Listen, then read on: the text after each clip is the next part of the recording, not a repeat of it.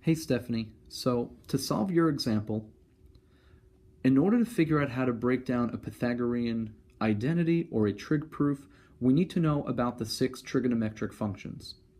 The sine is the inverse of the cosecant and is our y value.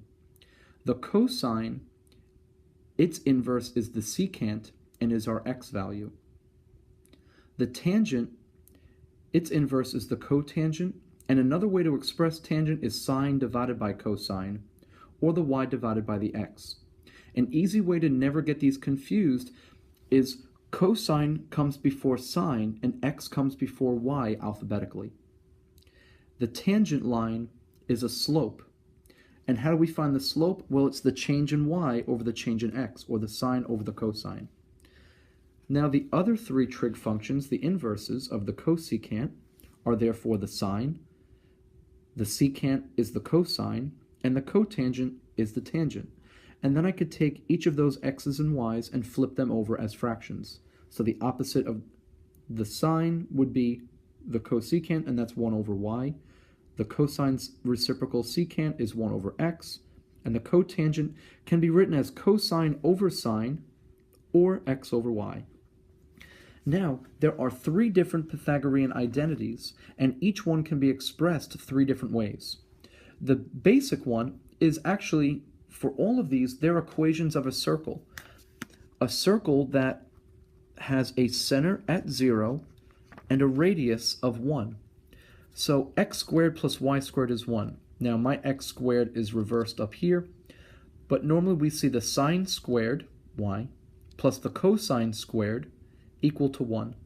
If I wanted sine squared to be by itself to just solve for that, it's equivalent to 1 and then minus the cosine squared to the other side. It's just another way to write that 1. If I wanted cosine squared by itself, I could subtract sine squared to the other side. So these are 3 different ways of writing the same Pythagorean identity. The next Pythagorean identity is the cosecant squared minus the cotangent squared of theta equals 1.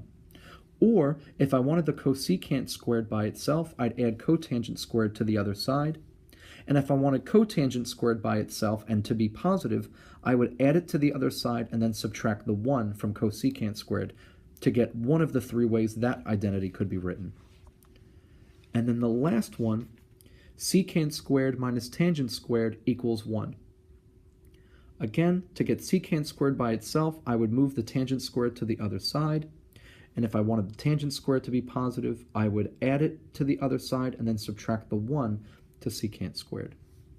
Now, to actually solve the question that you were asking about, the issue that I see, although it's not that big of a deal, but to kind of simplify this problem, I have 4 different trig functions. Now, I don't like the fact that I have a whole number attached to my fraction, so one thing I'm able to do is I could just move that negative 1 to the other side as a plus 1. Now, I'm going to just focus on the numerator. This is the cosine of theta times, now, I don't want to keep it as a cotangent. What if I could write the cotangent in a way where I could use the cosine as a similar trig function? Well, the cotangent is the cosine divided by the sine of theta.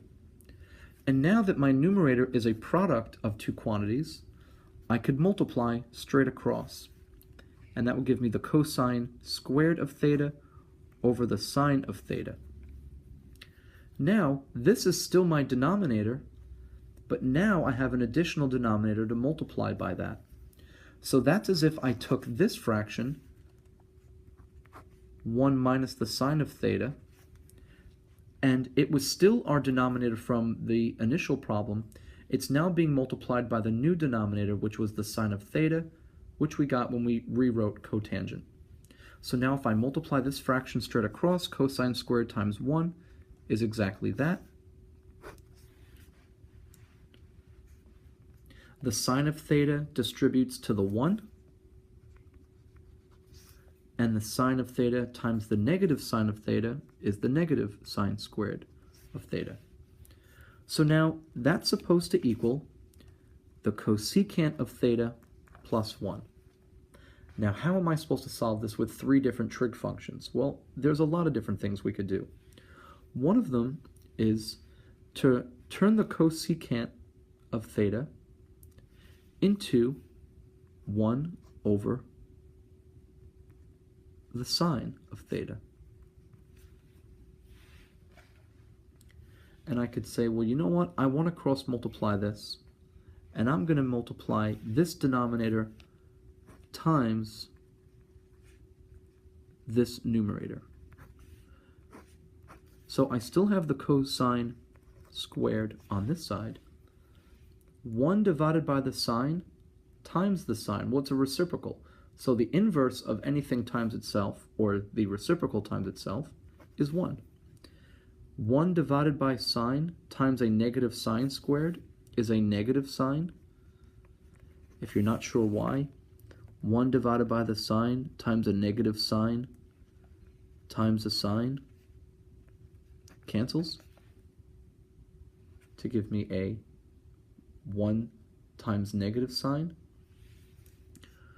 1 times the sine here. So again, this is just your FOIL method of distributing a binomial times a binomial. So the inverse of the sine times the sine is 1. The inverse of the sine times negative sine squared, as we showed here, is 1 times negative sine, which is negative sine. 1 times the sine is the sine. And 1 times the negative sine squared is negative sine squared. Now what I realize is when I combine like terms, that makes 0. So when I bring down what else I still have, I have 1 minus the sine squared being combined equal to the cosine squared. Now, if I go back to my identity from before, there it is. So the cosine squared equals 1 minus the sine squared. So I could rewrite the right side as 1 minus the sine squared is the cosine squared. And now I've proven that the left side equals the right side. I've had teachers that said, don't mess with both sides, only mess with one. My reasoning has always been, if I can balance the equation by manipulating either one or both, just get to an answer that proves the left and the right are equal. I hope that helps.